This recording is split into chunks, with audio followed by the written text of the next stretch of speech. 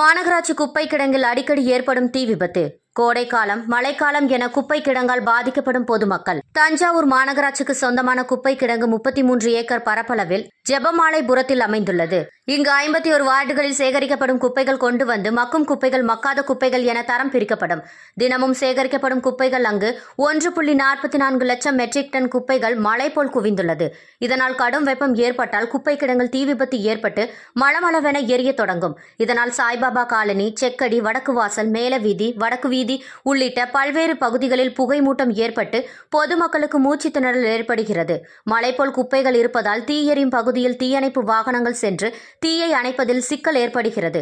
இதனால் உடனடியாக தீயை கட்டுக்குள் கொண்டு வர முடியாத சூழல் ஏற்படுகிறது. மேலும் மழைக்காலங்களில் சுகாதாரமற்ற நிலை உருவாகி துர்நாற்றம் வீசி பொதுமக்களுக்கு நோய் தொற்று ஏற்படும் நிலையும் உள்ளது. இதனால் குப்பை கிடங்கை சுற்றியுள்ள 1000க்கும் மேற்பட்ட குடும்பங்கள் கோடைக்காலம் மற்றும் மழைக்காலங்களில் மிகுந்த பாதிப்பை சந்திக்கின்றனர். எனவே குடியிருப்பு பகுதியில் உள்ள குப்பை கிடங்கை அகற்றி நகர பகுதியை விட்டு வெளியேற்றி வெளிப்புற பகுதியில் அமைக்க வேண்டும் என பொதுமக்கள் கோரிக்கை விடுத்துள்ளனர்.